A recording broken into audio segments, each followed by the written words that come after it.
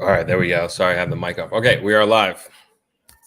We got another Thursday live stream, which is actually the first Thursday live stream that we're doing in a while because we were supposed to do it last Thursday, but we had to move it to Friday because I was just really tired on Thursday and I just had a lot going on. So this officially is our first Thursday live stream. So we're doing this for the foreseeable future. This is going to be part of the weekly schedule, which I'm excited about. And it's going to be, I wouldn't say mainly focused, but a lot of about Throp-X and the speakers coming on. We don't have a guest this week, but the subsequent weeks we'll be having guests coming on and just kind of giving everybody an idea of what to expect. So a little bit different setup from the Sunday live streams. Obviously, Sunday we're on the beach, on the deck, at Travelers, and here we're doing it in my studio. Just a lot easier to maneuver, and it's just me by myself. And today we're doing just a few updates, I would say, of some interesting things that are happening in Jamaica, and one in particular that has to do with the environment that we talked about earlier this year, which I didn't even know was happening, which is interesting. And we will be kind of discussing that.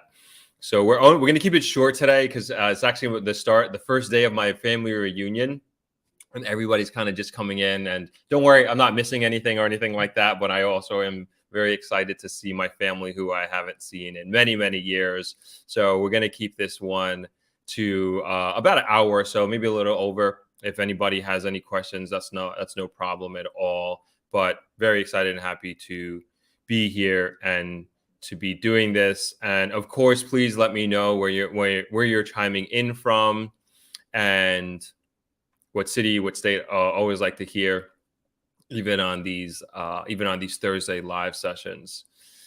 You're not gonna show. I mean, we can. I think most people. I don't want to assume. I think most people have seen the Throp-X trailer already. If you want, we could show it again. We're going to be releasing it officially on Saturday morning. So that trailer is going to go up. And if you haven't seen it already, I'll be more than happy to show it again. It's short. It's like 90 seconds. And officially we'll have it out on Saturday. There's also an article recently that came out yesterday or today about Throp-X, which was pretty cool. It was for those in Florida, it was in Caribbean Weekly magazine. I'm trying to bring it up here. Yeah, it was in Caribbean Weekly magazine. I haven't even read it yet. It's just been like one of those days. Just one thing after another.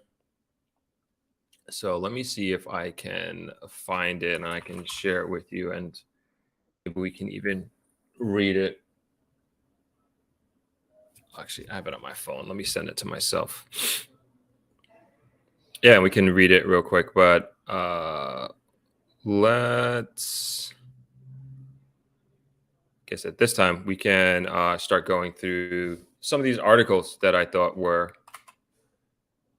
interesting. Oh, let me get to the comments before we do that. Of course, I want to hear where everybody is chiming in from. Zoltan the Blue, hello. Thanks for hopping on. Jeff, good to see you. Hi, Donna. Always here. Thanks for chiming in from Ottawa. A tornado. What? Is that normal? Is that normal for that area for you guys to get tornadoes? Hope everybody's okay and nobody got hurt or anything like that. Hello, Maria's Product. Nice to see you, Marie D. Okay, you're driving. No texting and driving. You can chime in afterwards. Marie D's chiming in from Florida. Anthony McCauley chiming in from Dallas. Awesome. Nice to see you. Hi, Marjorie. Chiming in from Tampa. Bob's checking in from Pittsburgh, Pennsylvania. Awesome. Kingston Connect is in South Florida. Juliet for Justice. Hi there. Good to see you. Teresa chiming in from Orlando. You're doing your family reunion in Mandeville on the 27th. Awesome. Yeah, we have a lot. We just dinner last night with some of the family. We realized that like we have quite a few family reunions here at Travelers. And I would say like not Travelers. July is like family reunion month, and it proved to be exactly that this month. So we have a lot of those going on, which is awesome. And you just kind of seeing everybody see each other for the first time in many years and introduce each other. Like this is like outside of my family, just seeing families reconnect here at Travelers. And it's like a really, really beautiful thing. And it also, I feel very special that they chose Travelers. You know, it's like it really is an honor that they're doing such a special occasion with us here at Travelers, and they trusted us with this event. And it also goes like me and my brother were talking about it last night, just like how important family reunions are and in getting together. And we haven't had a family reunion in basically since we were kids. And you know, unfortunately, since then, you know, grandparents have died, like the patriarchs and matriarchs of our family are passing away. And it's like, you know, and I'm just speaking generally, like the history that they leave with. And, you know, we weren't, I would say, at least of age when the last family reunion happened. And like we understand now as adults, me, my brothers, and my grown-up cousins, who like everybody has kids. Me and my brothers are like older than them, way older than them, and we don't have kids. We're not married, and they're kind of putting us to shame in that sense. But nonetheless, we realize that without the family reunion that we did when we were kids, we would not have known our cousins and established the relationships that we've had, because we don't see them for lengths for many years, 5, 7, 10 years at a time, but we still maintain that connection, and we still talk about the memories that we had here in Jamaica on the beach when we were kids. My young cousin, she's not so young anymore, but I was my baby cousin. She was the only girl.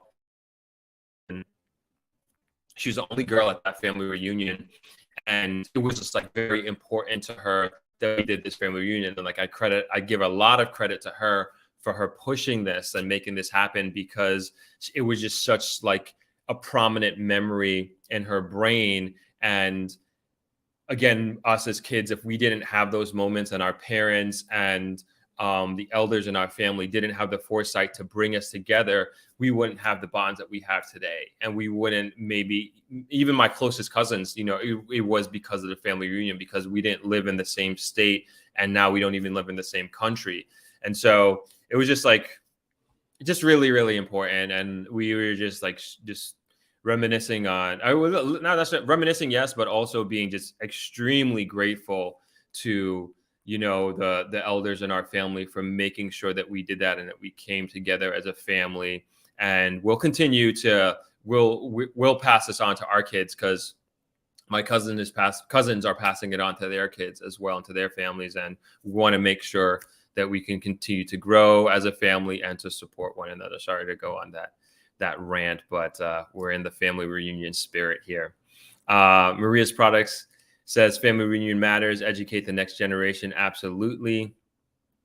Family reunions are precious. Donna says, I agree.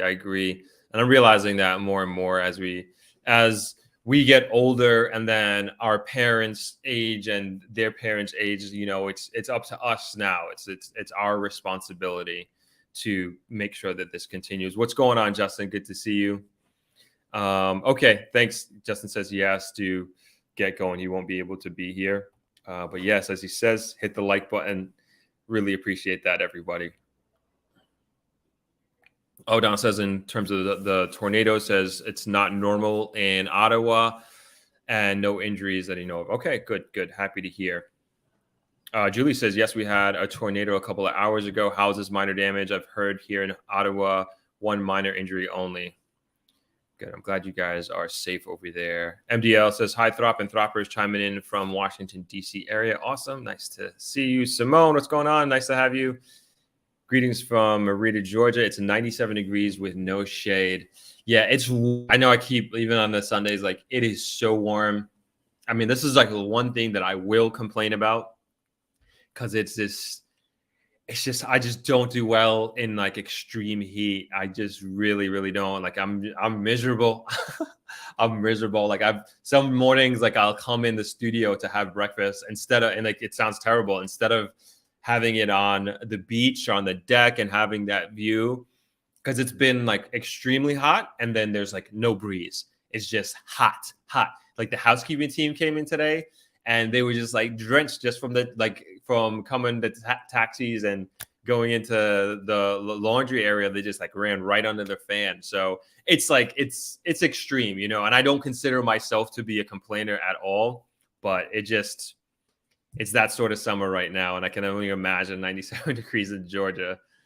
Sorry to hear. Tisha, what's going on? Tuning in from Florida. Nice to see you. Hello, HB. Shayna, what's going on? Good to see you on here. Teresa says, yes, it's important to reaffirm the family and the family values, but also, as you said, these kids don't know that they are loved, cherished by extended family all over the world out of many. Absolutely. Well said. Well said. I think that's important, that the love that they feel and receive also comes from the immediate nuclear family, but also from the extended family, like you rightfully said. Great point. Shayna asks, question, what are your thoughts on the 37 Haitians that recently arrived in Portland? I was going to bring that up. I wasn't sure to bring that up, actually. I wasn't sure to bring that up. And I know, at least the last article that I read, that it was earlier today, that there was no decision made on what was going to be done. I don't know what to make of it, because like it's just like anywhere else, right? So they've left Haiti, and it's a very, very sad situation in terms of what's going on there. And they left Haiti for a better life, and it's just such a sad situation. And they came here, and I'm assuming they meant to come here looking for refuge. And so on one hand, if you do a situation where you set them up, you give them housing, blah, blah, blah, and then they become Jamaican citizens, then you encourage more Haitians coming over doing the same thing. And on the other hand, we just can't not do anything. You know, we have to help them. We have to take care of them. So I think it's a sticky situation. And it's not and I'll also say, this is not the first time something like this has happened. This has happened before. I remember, at least when I first moved here to Jamaica, that happened. I believe it was in Portland as well. But we have to look after them somehow. But it's something to be careful of, and I think that's what the government is weighing, because there's not really an easy answer, not really an easy thing to do. But they're being taken care of. It's not like we just left them on the beach in this very, very hot sun, as a matter of fact. But from a long-term perspective, I'm not sure. But you don't want to have a situation, at least I think you don't want to have a situation where you just have boats and boats and boats of Haitians arriving at our shore. I really don't have a strong answer what to do from a sustainability standpoint, in terms of if more and more Haitians start coming over. I don't think Jamaica is in a position to handle an influx of individuals coming over illegally, that is. But at the same time, if they are here, we do have to take care of them, I think. Shayna says, I'm curious how this will all evolve depending on how JA government will handle this situation. Yeah, it's something to keep an eye on. I'd be curious to know how it was handled and dealt with before. And I'm assuming they're going to be repatriated back to Haiti, like that, like as far as like the laws go, because unless we have some sort of asylum program set up with Haiti, which I'm not aware of. So I'm quite ignorant on this subject. You know, I'll be the first to admit, but that's just my raw thoughts and raw feedback on the very little that I know. Titus Fountain says, "Greetings, Throp from Connecticut, and it is hot here as well. Can't wait for the cold." Me too. I am honestly looking forward to the winter. I like this.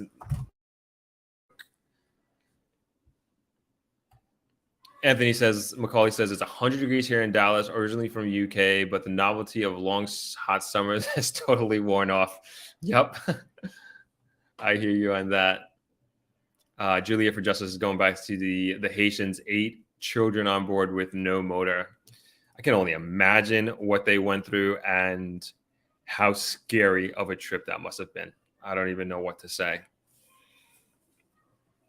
Trina Keck says, your security guard, I believe his name is Tucker. He really helped me when I had an issue and I wasn't even a guest at Travelers. Oh, really? Awesome. Yep. I know Tucker. He's good guy. Very, very good guy. Thank you for that. I'm going to screenshot that and make sure I pass that message on to him.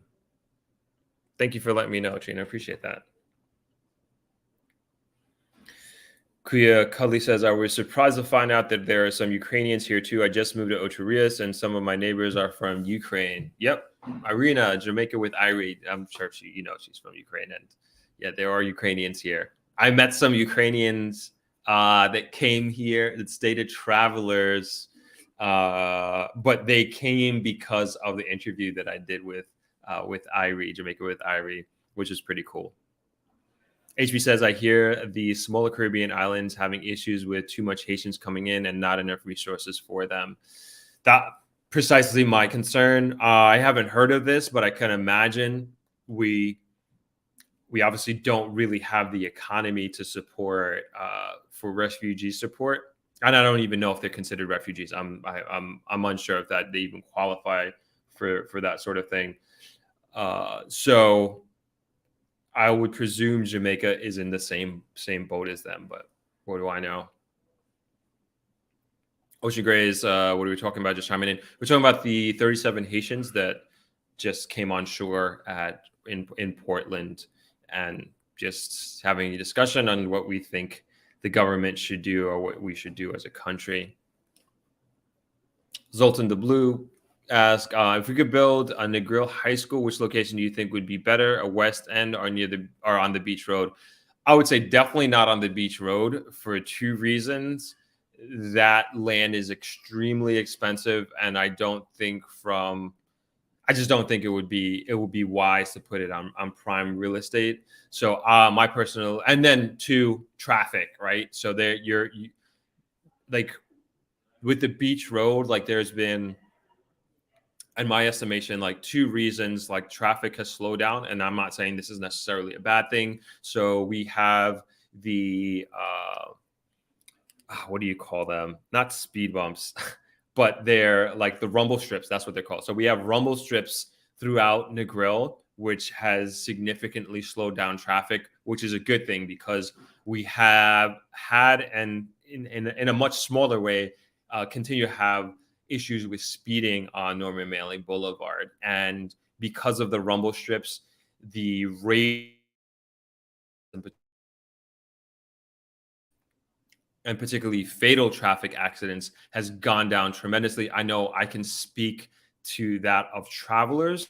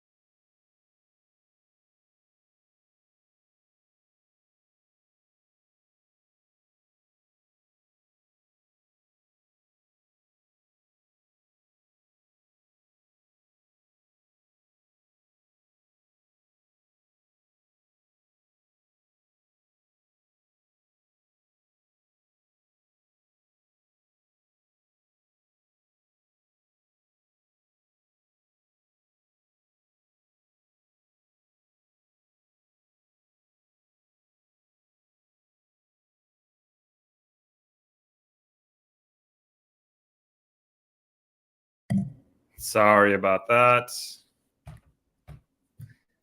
Yeah, sorry about that. Not sure what's happening with the internet. Okay. Talking about high school on the beach road versus West End, and I was explaining why why traffic has slowed down, I should say, in Negril in general. And I was talking about the rumble strips, how it's been a positive and that sort of thing. So it's been great, and it's also slowed down traffic to a point where it's significantly reduced accidents, and also fatal accidents in particular has been, I would say, where we are at thank you, Zoltan, for yes, we're at Travelers giving an example. Really appreciate that. So at Travelers, for example, where we are, we used to have accidents that, unfortunately, many fatal accidents in front of Travelers, just where we are positioned with two S curves, one coming in, one coming out, depending on which direction that you're going. And I would say literally every 4 to 6 weeks, there would be a horrific accident along, I would say a little bit over a quarter of a mile. You could see, or maybe just about a quarter of a mile extension, that there would be these horrific accidents. And now that we have these rumble strips in place, they are, I can't remember, knock on wood, the last time there's been an accident in front of Travelers. And it used to be just a part of Negril. I don't know how else to explain it. And so anyway, due to the rumble strips, things take a little bit longer in terms of the maneuvering around Negril and maneuvering particularly the beach road. And then on top of that, there are new businesses that are driving and bringing more traffic to the beach road. So the new plaza, the boardwalk plaza, which has the newest NCB, and also the newest high-low in Jamaica, that is on the northern part of the Norman Manley Boulevard. So there's a lot of people going to use those services. And then they have a bunch of businesses in there as well, like a barber shop, what do you call it? A gift shop, pharmacy. It's a plaza. It's the biggest plaza in Negril. And so that has drawn in more traffic to the beach road. So it takes a little bit longer than it has in past to get around Negril. And I think and then on top of that, there's supposed to be these new condos. We just talked about it in a podcast that we just recently recorded. We'll be releasing on Saturday, as a matter of fact, about a new luxury condo development happening here on the beach road. And it's more people going to be living there. And I'm trying to think of any other, there's been a few room expansions as well. So it's nothing like, crazy, like somebody may put out 10 rooms here, 15, 5 here, but it all adds up. It's just more people moving around. And so long story short, there's more traffic in Negril. And I think adding a high school to the beach road would just increase that traffic tremendously. And it's going to get to a point, and I think they have already started thinking about this, but it's going to get to a point where we're going to need a bypass in Negril. Actually, the head it's already being talked about, but that you want to be able to bypass the beach road completely. And so I'm going to bring up the map.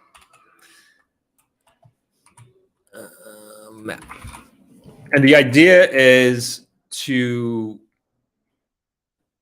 basically, if you have no business on the beach road, that is, and for example, if you wanted to get from Lucy to maybe Sav-la-Mar, you wouldn't have to go across the coastline. So let me show you instead of like telling you about this.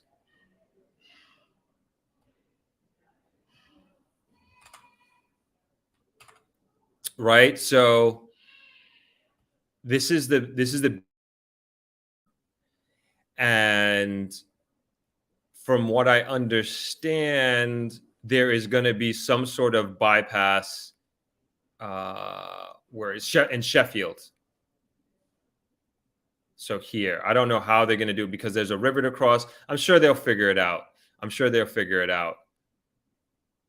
Is it Sheffield? I think it was Sheffield. Don't quote me on this at all. It's somewhere Sheffield, Little London. And the idea is just like, if you don't need to go here for any business, you completely cut it out, because there's a lot of, let's call it, economic activity that's going to be happening on this strip that we've talked about. One in particular is the conversion of the Negril Aerodrome into an international airport. And so what's that going to do, right? That's on the northern part of Negril. Thankfully, that the northern part of Negril has far less traffic than the southern part of Negril, because this is where you'll find, on this 5-mile strip of beach here, this is where, or at least this part down here, yeah, this is where you'll find the majority of the small hotels. And the small hotels, if you know Negril, they're just like side by side by side by side all the way down.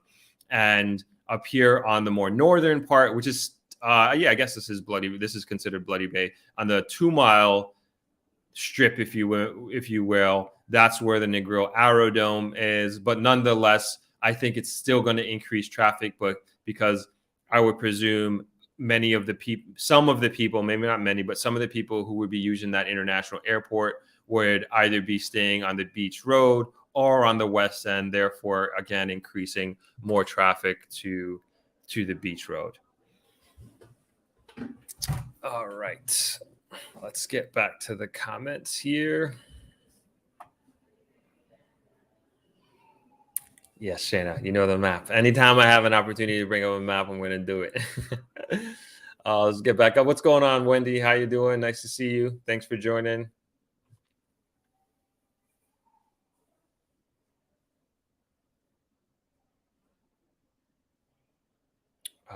Teddy says the luxury condos, is that what going to be the old water park? Was that? No, old water park is still there. It's still operational. That's across the street from Azul, and the luxury condos are going to be further south. The construction is going to be, I'll show you in 1 second.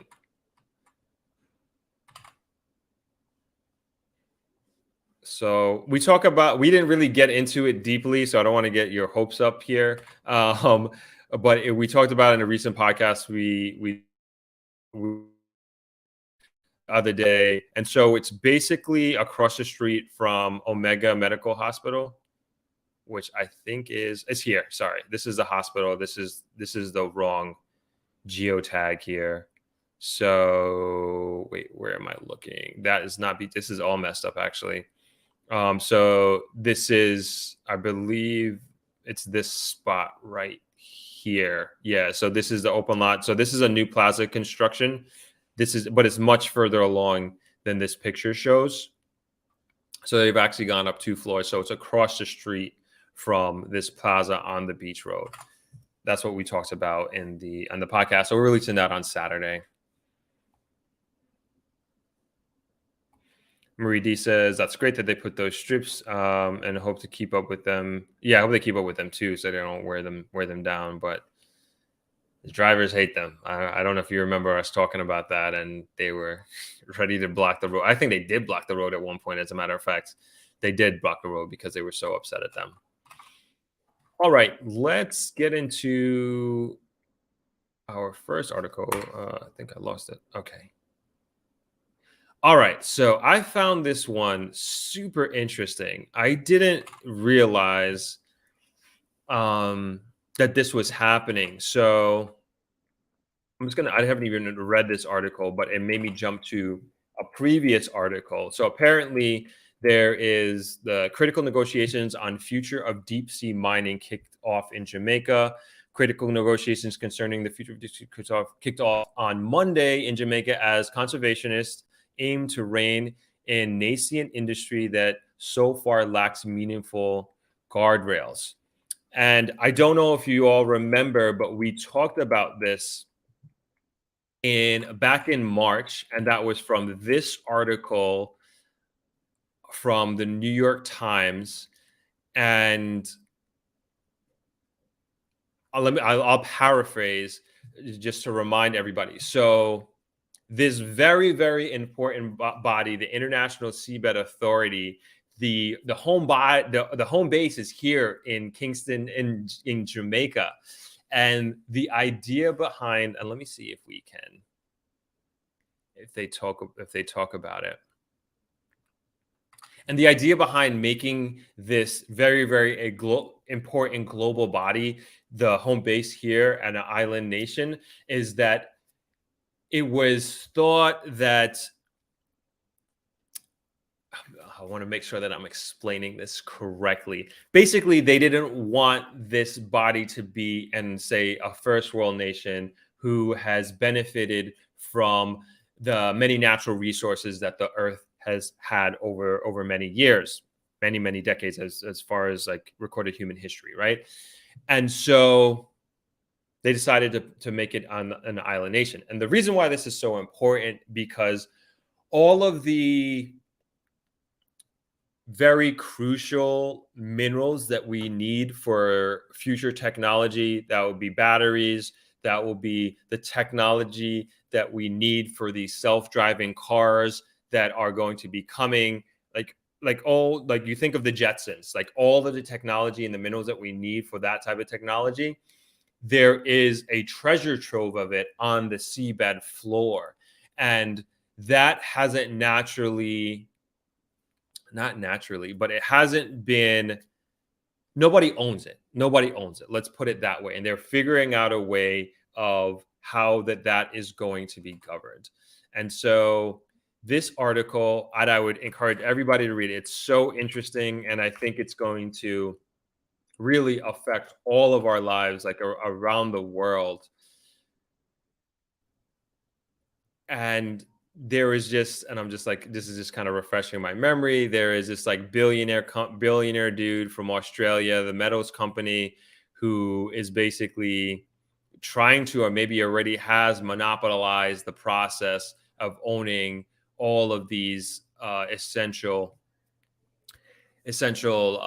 natural minerals. So anyway, let's read through it really quickly. This is the up-to-date article. So this one came out a couple of days ago, the 11th of July.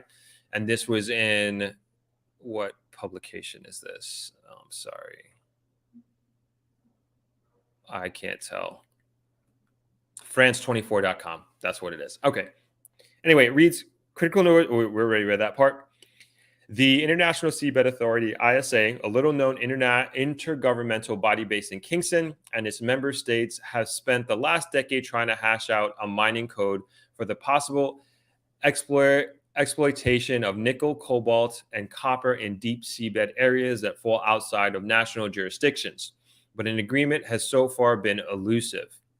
And since Sunday, after the expiration of a deadline invoked by the small specific state of Nauru, the ISA would now be obligated to consider, though not necessarily grant, licenses for potentially environmentally devastating mining operations if governments request them.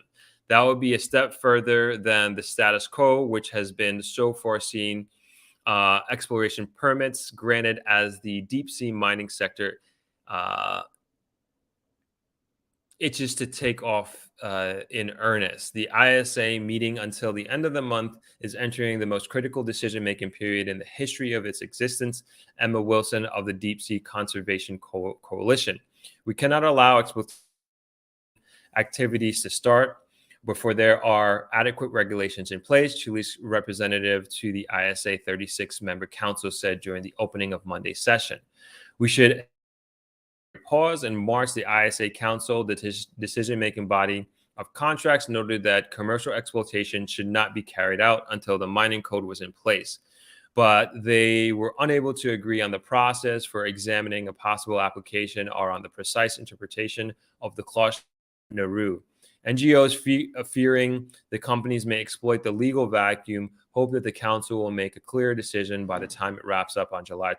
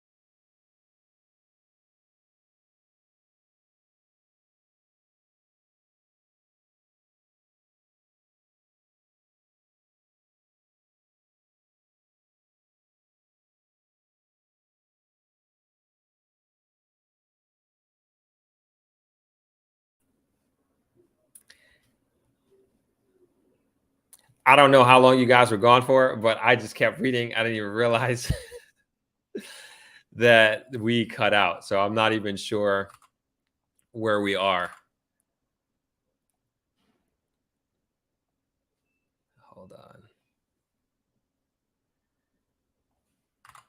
We don't got to go back. So basically, they're meeting, very, very important meeting that's going to have a tremendous effect on the environment and future generations.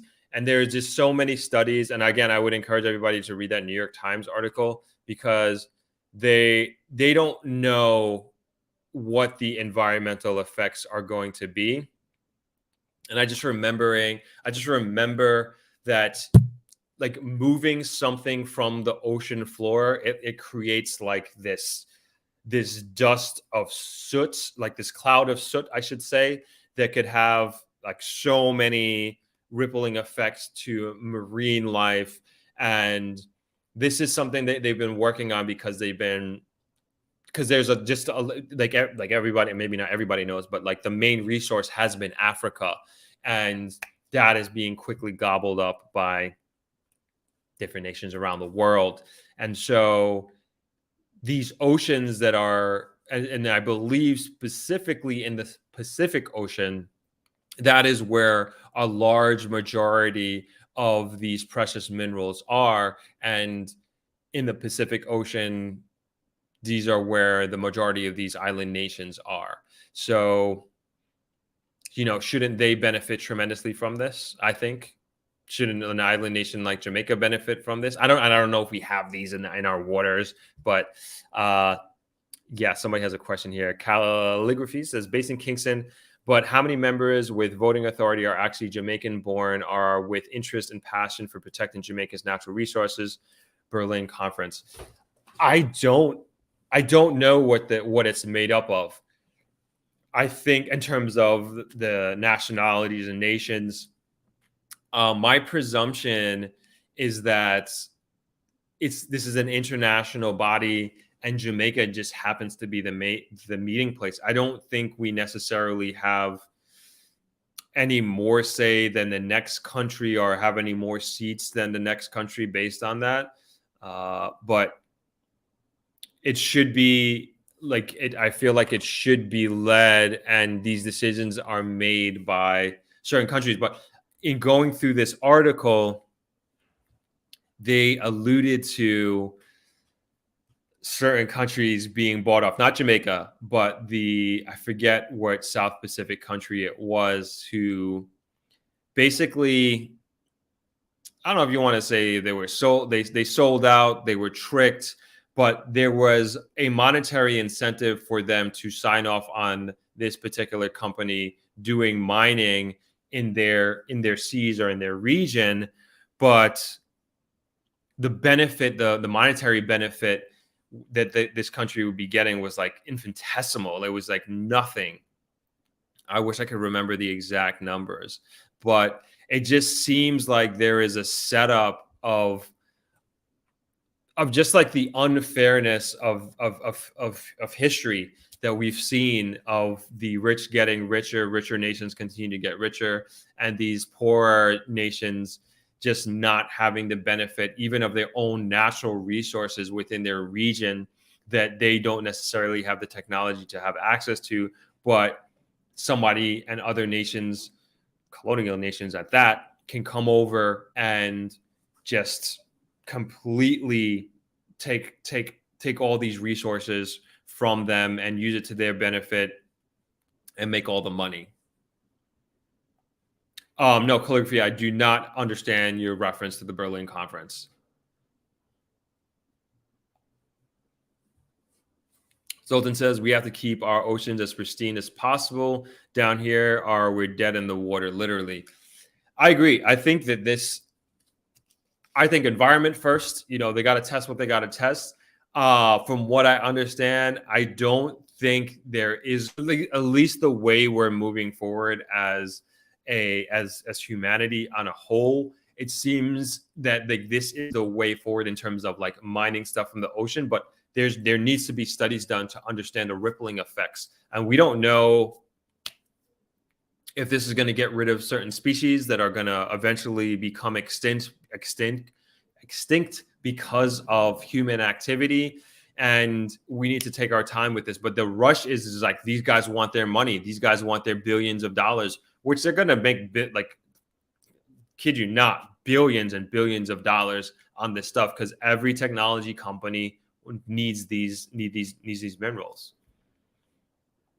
Kings 12 Digital Radio says, Sydney, my brother, you might have to look into a Starlink option as an alternative to Flow and Digicel to enable you to do this important work. No, absolutely. My dad has Starlink at his house, and I don't have one, and so I need to get on it for sure. Thank you for that suggestion. I am definitely looking into it. Hello, Miss Perfectly Imperfect. Nice to see you. Kaliwi says, when Africa was divided. There you go. And like, it looks like they're going to be carving up the ocean floor soon too. But there has to be, in my mind, if this seems inevitable, to be honest. And I just hope the right people, not the right people are fighting, but the right people who are fighting are getting the support that they need to make sure that there's protection. HB says modern day colonizers, things will never change. That's the way I feel. Like that's my honest opinion. Like that, like I feel like that's exactly what is happening here, and they're doing it more so of colonizing critical financial resources and minerals. And just I hope something of substance is going to be done with all of this. I really do. That's my hope in all of this. And, I didn't hear about this in March. I heard about it on a podcast, and then I read the article, and we brought it up here. And I don't think this is being discussed in mainstream media, but this is like such an important, vital discussion and a vital decision that is being made that's going to affect all of us and our future. And so, I don't know. I hope it's just we're able to take our time. And you think about like even like global warming and what's happening, and we're like literally feeling the effects this entire summer all over the world. And did we know? I mean, a lot of people knew what was happening when we were building these first world countries, America, Canada, Europe, and we were destroying the earth and destroying the ozone layer, and now we're suffering the consequences, in last century. And is this like a version of that? Like, could we do something to avoid? And we don't even know and understand the consequences of messing with our oceans, right? But nonetheless, could we take the time to better understand the consequences? And if perhaps we had the technology foresight and know-how last century, would we still made the same decisions to destroy the earth in the way that we have, that now the planet is heating up at a rate where it may get to a point where we won't even be able to, at least we can't live here the way we used to live here. And now the idea is more so they come up with all these clickbaity terms, or I don't know what you want to call it, but climate adaptation. And that seems like the only idea, the only inevitability of we just have to adapt to a hot warming planet. There was another article that came out today about this paint scientist, and I'll bring it up too.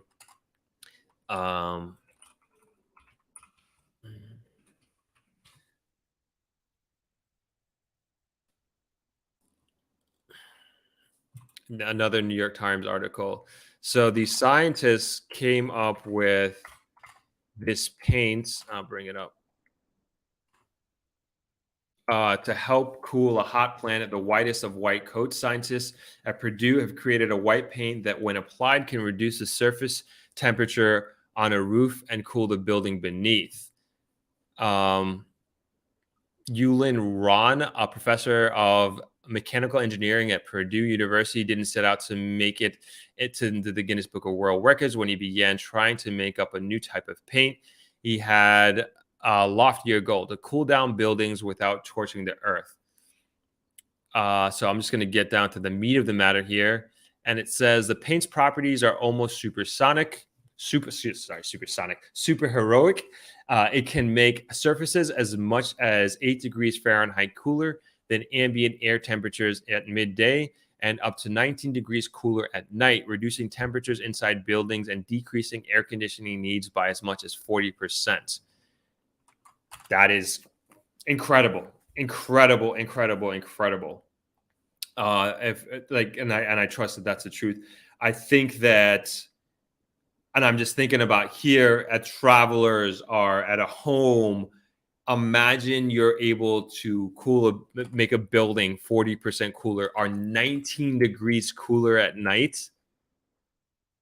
That's crazy. That is, you don't need air conditioning. You don't need air conditioning at that point.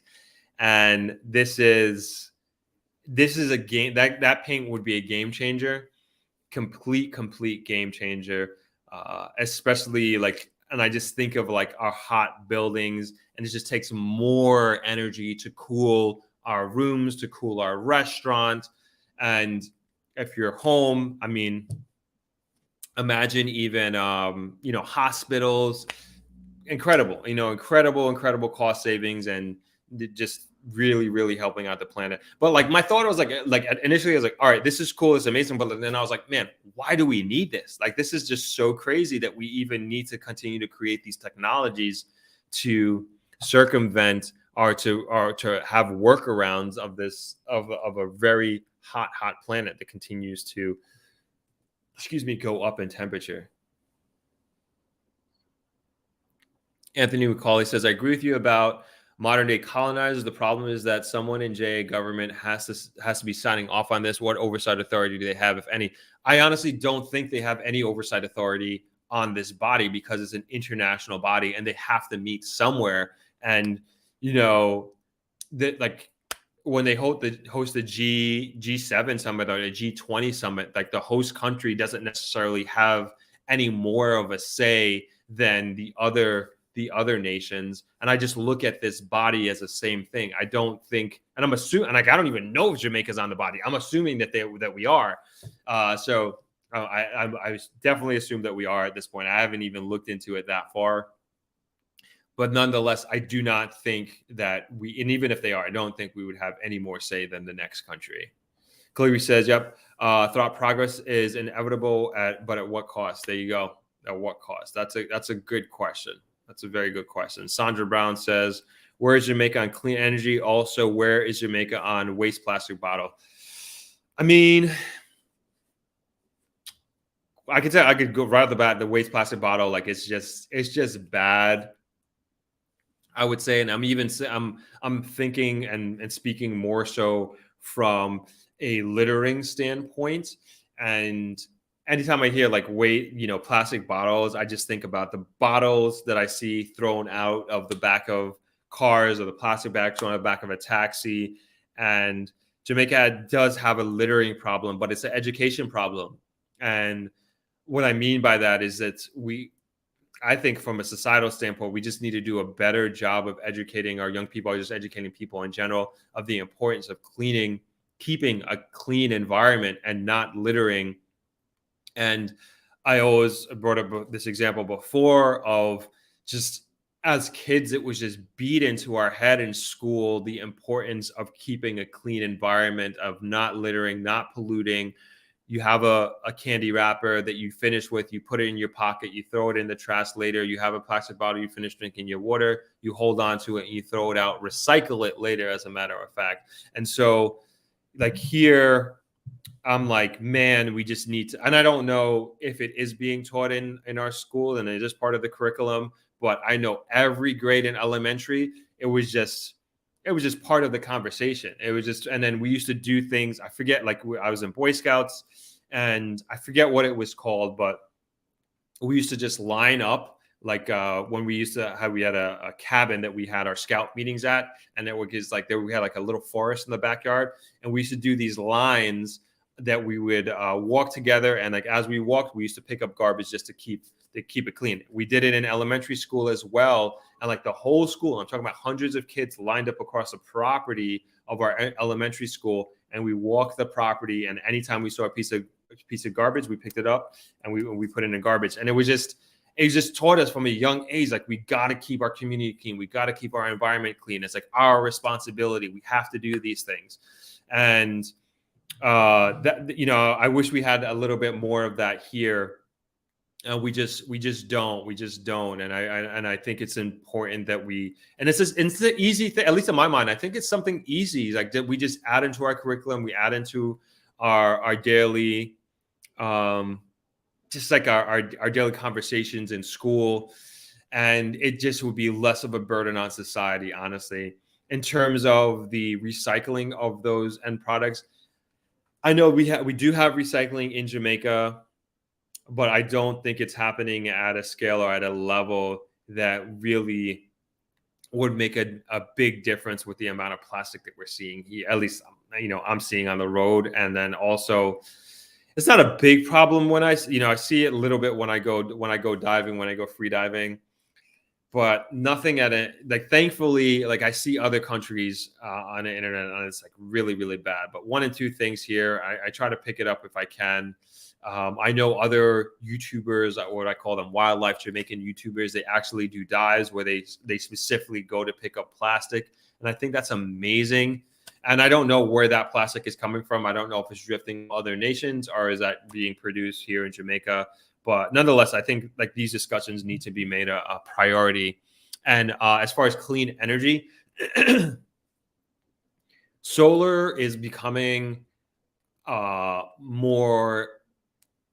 One, it's becoming more affordable. Like we have a 10 kilowatt system here, but we need way more. And we got this many, many years ago when it was very expensive, but that's not enough to make any type of significant change in terms of our like addressing our electricity consumption. So it's become more affordable. Even recently, I saw a video from Shirella Inn. They just had Shirella Inn Mirage here in Negril, and they just had solar panels installed into their business. And I think that that's important. We have all this sun. We might as well use it to our advantage. But it is something that is talked about more and more and more.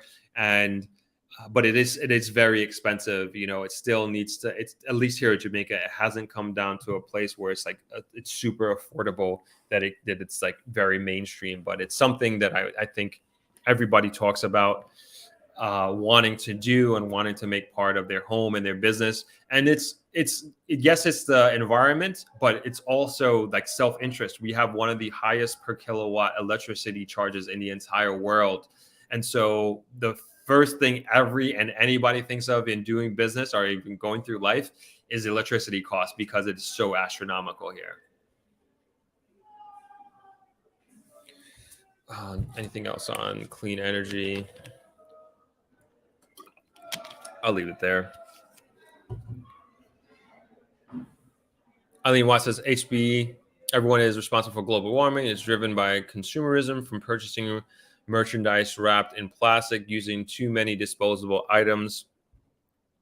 I mean, at the end of the day, like right now where we are, it's the first world nations who have put us in the position. And now we are, I mean, we don't got to go down this path, but now we are pointing our finger at these developing nations and telling them to regulate the amount of CO2 that they're releasing into atmosphere, and all of this, these very destructive behaviors that we first world countries have already done in the past, and we're telling them not to. And I'm speaking specifically about India and China, I would say at this point. And it's hard to tell them not to do that, because they have taken, or at least China has gone from a third world country to essentially a first world country within a generation. And they've done that because of the industrialization of their country. And that comes at a huge cost to the earth. And we, the U.S., I should say, has already done that, and now we're telling them not to do that. And so, how do you regulate that? And I'll leave it there. It's can be dicey, can be political. I'll leave it there. Remain Piper. The story about the paint seems like marketing. 19 degrees Fahrenheit isn't even 1 degree Celsius. I'm not sure how that's helpful. 19 degrees Fahrenheit, I don't know, but 19 degrees Fahrenheit is significant. That's significant. That's like, and I don't know if it's like from 100 degrees to 80 degrees or 81 degrees, or is it from, you know what I'm saying? Like if it varies depending on how hot it actually is, or is it like from 50 to 30, 31 degrees kind of thing. So I don't know. But from it, I don't know what that is. I have no idea what that is in Celsius. Marie D says, exactly, need to educate the population on littering, the dirty of Jamaica. Yeah. I was born in Jamaica. It was sad to see the gullies with bottle waste, especially whenever we have hurricane. It was a mind babbling. Yeah, it is. And it's still the same exact way. Still the same exact way.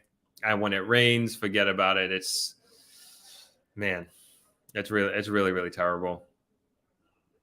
Zoltan, the blue adults would snap at us if we threw trash on the ground. I feel many adults are afraid to talk to youngsters nowadays. Yep. And then also, I will say even many adults are also doing this themselves, and I think a lot of these kids are learning by example. But if the adults don't know any better, or maybe they do know better and they don't care, but I would hope it's that they just don't know any better and they're just doing what they were taught. But so many people here are like that from a society standpoint. I remember we were walking through a development site, and we were with an architect who's not from Jamaica, and one of the guys we were walking with, a Jamaican guy, and we just finished drinking water, and he just threw his bottle on the site that we were walking. And I just remember looking at the architect's face, like just shock. And I knew he wanted to say something. But he didn't. And I remember he made it a point to say, like, when we finished walking around, like, where do I throw my bottle? Just to show the guy that it's important to throw your trash away and not throw it on the ground. But yeah, it's kind of who we are right now. Calligraphy says, is there a facility for recycling those plastic bottles? Picking up is one thing, but they have to go somewhere. I don't know if there's a facility here. I believe a lot of our recycling is shipped off island. At least the one I used to be very involved in the recycling center here in Negril. I was on the recycling committee for the Negril Chamber of Commerce, and we had a recycling center here, but we were taking like cardboard and plastics, and I believe at the time we were transporting them to Trinidad. This is probably got to be at least 10 years at this point.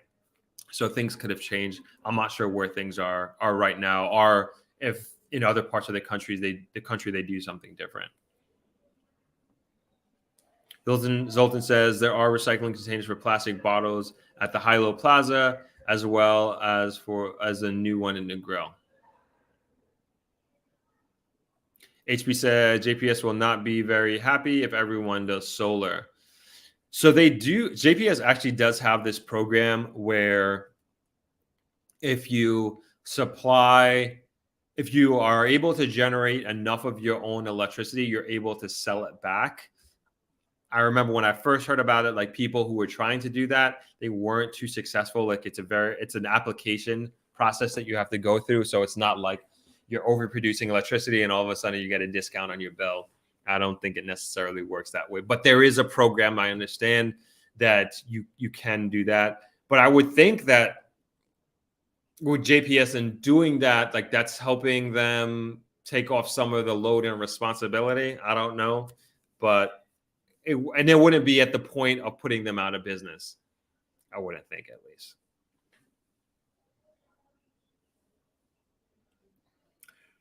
Romaine Piper says it can benefit JPS. We can feed the grid when we overproduce.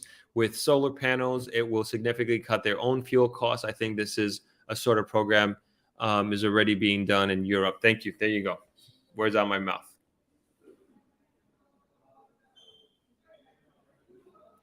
M says we buy the plastic, but who are the manufacturers? More sustainable options are readily available. The truth is, the world powers are not in the interest of preserving the earth nor the inhabitants. Agreed. So I remember when, and this was a big deal, when Ting was going from Ting, the grapefruit soda was going from glass bottles to plastic bottles. And I thought that was like, it's just so bad. And then it still remains the same to this day. And why don't we just do, I don't understand the economics of it. I'm assuming that's why they're doing plastic, but come on. Glass is just so much better, or aluminum. I think aluminum is better. I could be wrong, but I feel like it's better than plastic. Like glass would just be so much better. And I don't know why they switched to that. I remember that being like a really big deal and people being really disappointed in that. And I don't know if this is what you're alluding to, but there has to be some sort of responsibility taken by these manufacturers and these distributors. Like there has to be. Their products and their garbage are everywhere. And I think they need to be held accountable, honestly. They're literally making billions of dollars off of this, and the entire world is suffering the consequences because of that. Kings of 12 says, we just experienced the four hottest days in the history of the earth. Any technology that can reduce temperatures is vital. Well said. Angela Forbes says, most of these first world countries don't care. Remember when DT was president, he said, there's no such thing as global warming. It's fake. I'm sitting in my car here in New Jersey and it's hot and it's humid. Yeah. And I, don't mean to fearmonger here, but it doesn't seem like it's going to get much better. It doesn't going to get any better.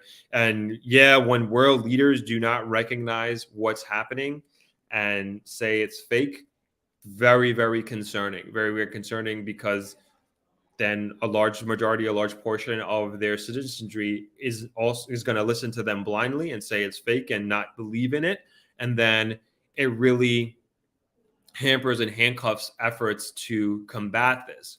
And I understand, I think it's like by 2032, like that's like the timeline we have to reduce emissions to the point where there is just no turning back, and where we're going to increase the Earth's temperature by like something like, seems not like a lot, like 2 degrees or 3 degrees or something like that, where we'll be on a path of just unsustainable living kind of thing. And the earth will heat at temperatures that we won't even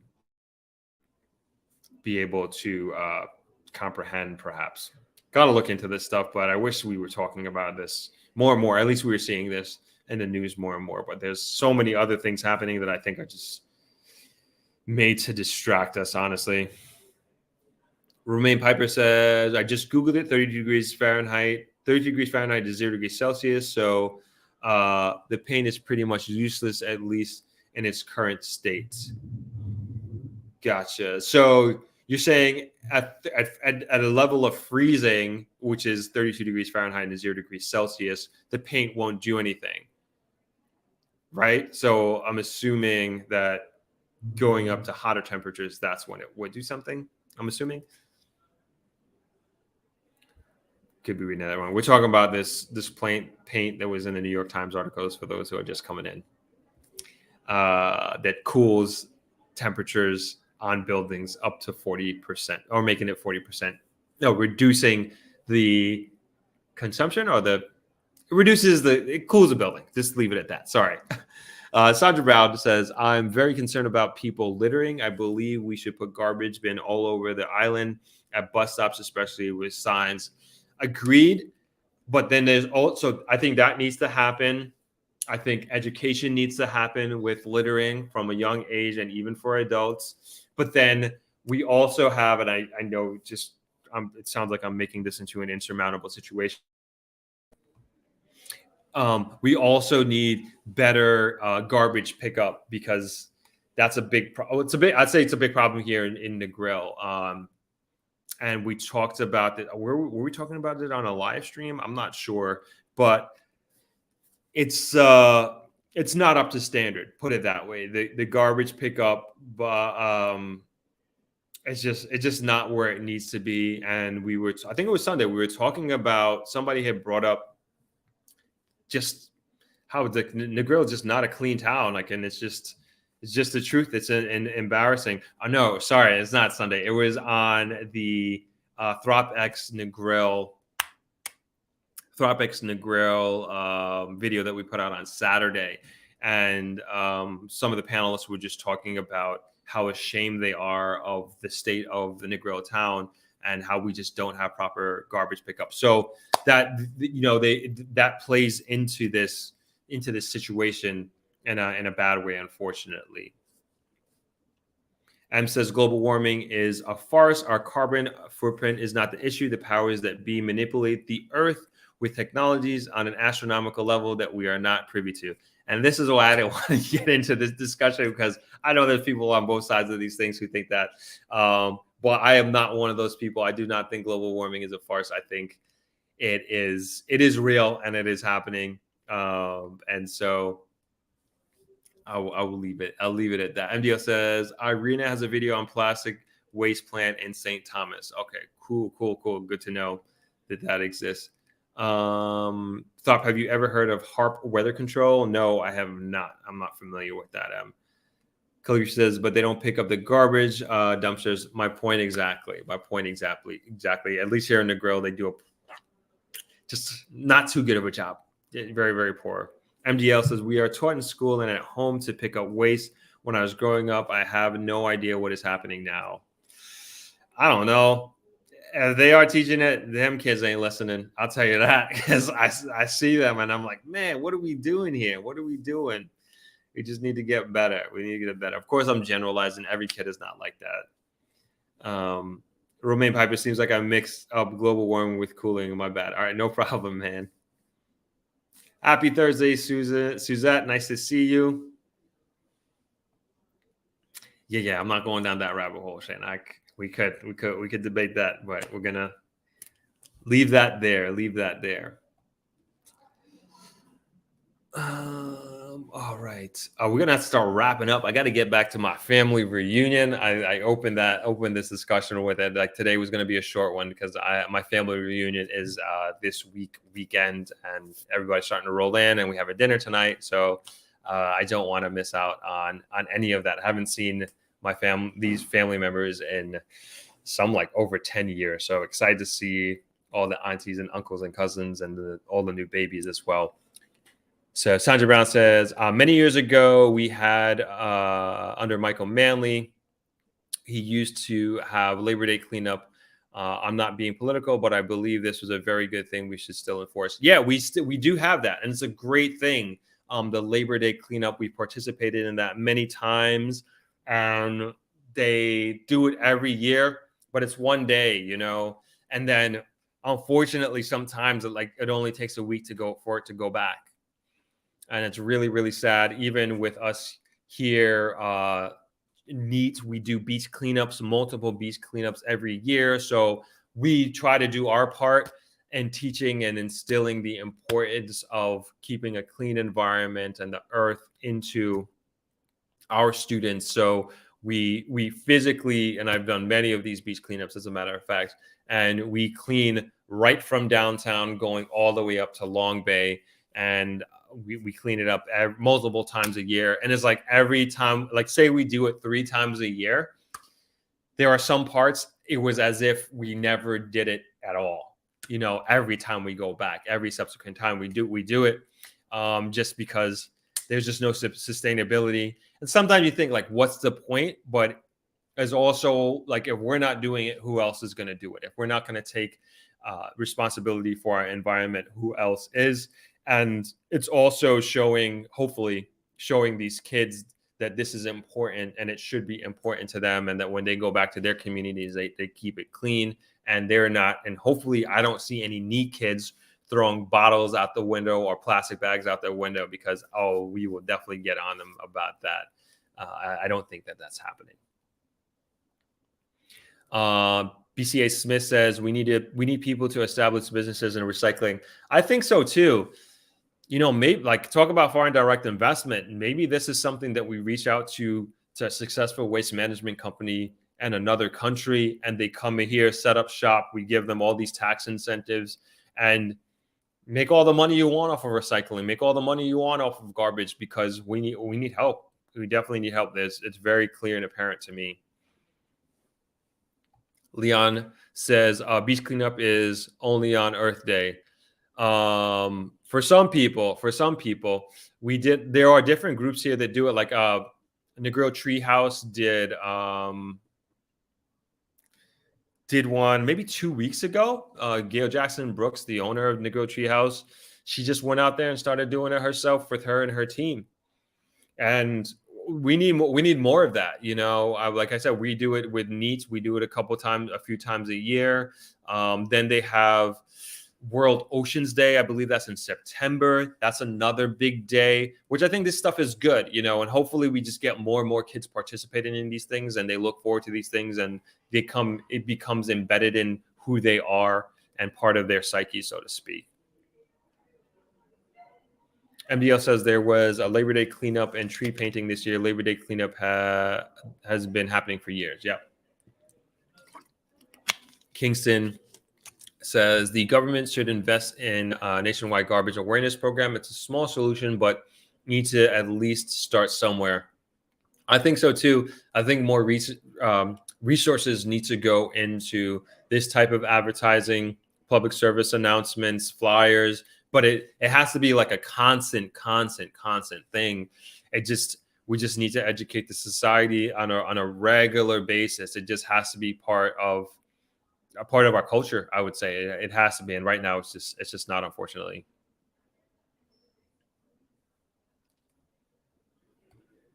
HB, sorry, I didn't put your comment up there, but that was at Kingston Connect.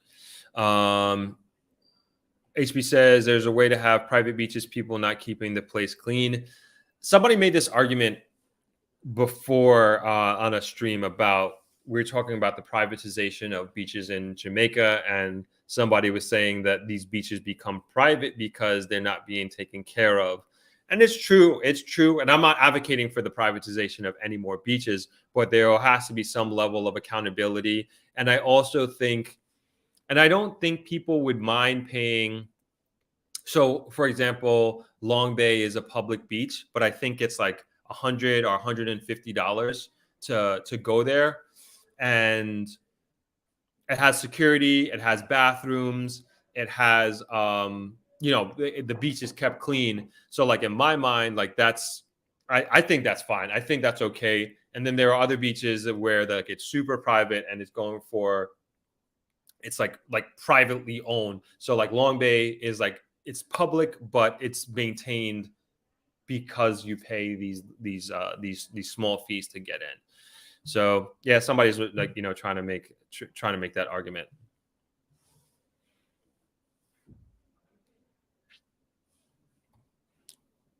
Room Junkie says we are protesting against deep sea mining in Kingston on Thursday. Oh wow, okay, I didn't know that. That is good to know. I didn't know, because I didn't see that. I didn't see this in any Jamaican newspapers or anything that they were having this meeting. So I'm glad that you are.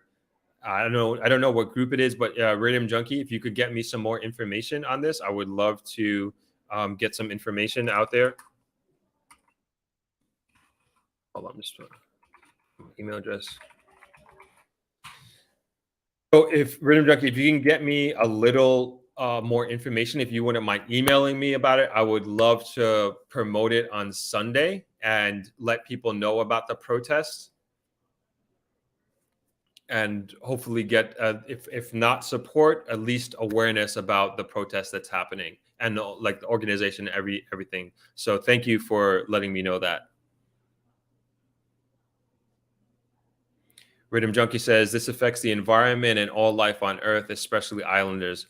Yep, Totally agree. I was saying this earlier, like so important. And I don't know why that and how this is not in the mainstream media, that this meeting is happening, and just such a crucial decision is going to be made, supposed to be made within basically a matter of a couple of weeks, that's going to affect all of our lives, and it's not being talked about in mainstream media.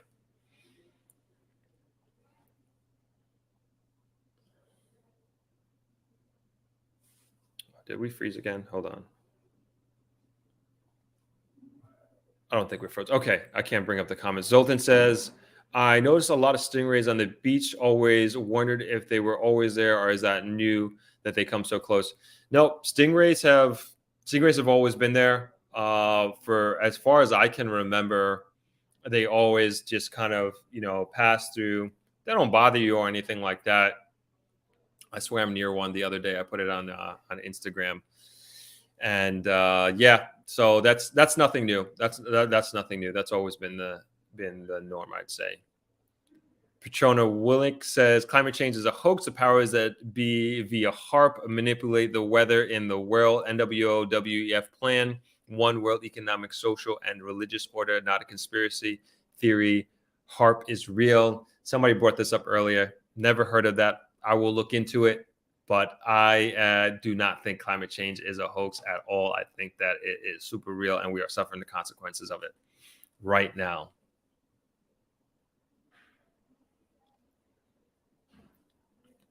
Shana says they distract us with other things. That's why many people don't know. I agree. I honestly agree. I think that's exactly what is happening here with this meeting. I'm like, this is crazy. Like, I found out about it in a French website, france24.com. I'm like, what?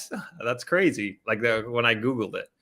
Anyway, Leon Newton says it is a political versus patriotic issue. There's no real self-pride. Jamaica waste infrastructure is lacking at municipal level. Plus, there's no cultural push or education to be proper patriots of us. This is specifically, I believe, Leon is talking about the littering challenge that we're having in Jamaica. Douglas Joseph says, watching from Hollywood, California, represents Clarendon, Jamaica. Always learn so much from your channel. Thank you. Great job. Thank you very much, Douglas. I appreciate that. Kingston says the challenges with both garbage pickup and beach cleanup is really tied to concentration of public responsibility in Kingston. Some level of local responsibility has to be handed to local.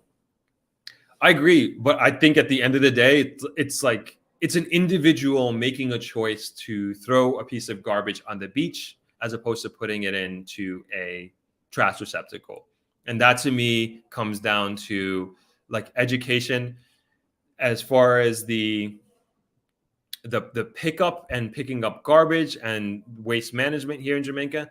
That's definitely that's the government's job to make sure that is happening. And it is, I mean, that's basic, right? We pay taxes. These are public pickup, public receptacles, right? These are the public dump bins. And there's one in particular that I always see is just overflown. There's one in a local community that I always see is overflown with garbage. And it's just really sad, and it's just crazy. And you just don't know why that happens. And it's just, it happens all the time. It's not like once in a blue moon.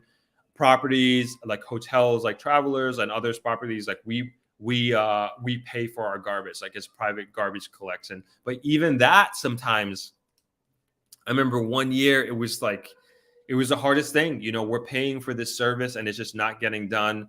And then a matter of fact, like we got fined, I believe. This was years ago. We got fined for that. And it's just like our hands were tied. We just could not get a garbage pickup. And we weren't the only ones who suffered that. I remember talking about it, debating this in a Chamber of Commerce meeting, because I forget what government agency was there. And this lady was just like going off on me. I'm like, what are you talking about? Like, anyway, like we weren't the only hotel that was suffering this. And like, of course we want our garbage picked up, but just didn't have the systems in place. And even though we were paying for this service, just wasn't getting done. on that sense, it's much better than it was before, but it's definitely not far from perfect. Far from perfect. Shane Love Coaching says, if Jamaica adopted some policies like Singapore, Jamaica would be spotless. Tell me about it. But are we willing to go to that extent? Are we willing to go to that extent? All right. I think we gotta go. Calligraphy set up here. Reunion. If we're talking about my family reunion, how many family members are attending? So we got 40. I think it's 40 of us total that are here for the family reunion. So that is where I am heading to right now to meet up with my family. Just a few quick announcements before we go. We're doing Friday. So Saturday, we're releasing the podcast that I was alluding to. So I had a sit down. I'll give you guys a little inside scoop into who it is and what it's about since you are here on this Thursday live stream. So I sat down with Maura Watson, and she is a local real estate agent here, specifically to the South Coast, Western Jamaica here in Negril. And she dropped so many bombs, so many real estate bombs in terms of what she has been doing in terms of sales that she has made. And she's very transparent, very open about selling this for that and buying and that sort of thing. And she is very in the know of what is happening and what is coming. And I'm very, very excited for this one. And we're releasing that. So Maura is Emma Watson's mother. So Emma Watson is the young lady that I did a podcast interview with about 2 years ago. She is the CEO and founder of South Coast Villas. And it's her mother that I interviewed for Saturday's podcast. And this is a family affair. It's kind of good to get her on now after her daughter a couple of years back. And so I'm very, very excited for that one. And I think people are really going to appreciate that. So that's Saturday. I believe we're doing it at 12 o'clock, if I'm not mistaken. And then, of course, Sunday, we got our normal live stream on the beach. And we are having a guest come on Sunday. It's I don't want to spoil it too much, but it's a young lady who started young American lady who started a yoga company right here in Jamaica, basically on her vacation. And so she does these yoga retreats that started here in Jamaica. The idea came from here in Jamaica while she was vacationing, did her first yoga retreat here in Jamaica. And now she is doing yoga retreats all over the world, in Africa, Bali, Mexico. They're doing Fiji next year, like a bunch of places all over the world. So very, very excited to speak with her on Sunday. So she's coming on the live stream, and that should be a good one. And I think that's about it. And for those that haven't seen, let's see, we're going to show you the Throp-X trailer right now, and then I will say goodbye. So if you haven't seen it, here you go. And if you have seen it already, you get to enjoy it one more time. 1 sec. Hey. There's been so much interest in the economic boom that's been happening in Jamaica, both on the investment side and also as a place to move to. Let me tell you about a conference that might help you with this stuff. Throp-X is a 5-day Jamaica investment conference that takes place from November 13th to November 17th at the beautiful Travelers Beach Resort in Negril, Jamaica. This includes 2 full days of expert panel presentations on all aspects of moving to and investing in Jamaica. This includes the brightest minds in the Jamaican real estate market, certified financial advisors from the most prestigious financial groups in Jamaica, banking professionals from the most esteemed banking institutions in Jamaica, among others. If you are thinking about moving to Jamaica, this conference is the perfect opportunity to have direct access to not only individuals who have achieved your dream of moving to Jamaica, but you'll also be among like-minded conference goers who are also trying to move to Jamaica. In addition, there will be 1 full day dedicated to touring both residential and commercial real estate for sale in the greater Negril area to give you a tangible idea of the real estate landscape in Jamaica. There will be exclusive properties for sale on this tour that you will not find listed anywhere else. If you are even remotely considering moving to or investing in Jamaica, this is the conference for you. This is the best way to dip your toe in the water of figuring out whether Jamaica is the right place for you to invest and to live. For more information, please visit Throp-X.com and join our mailing list. I look forward to seeing you in November.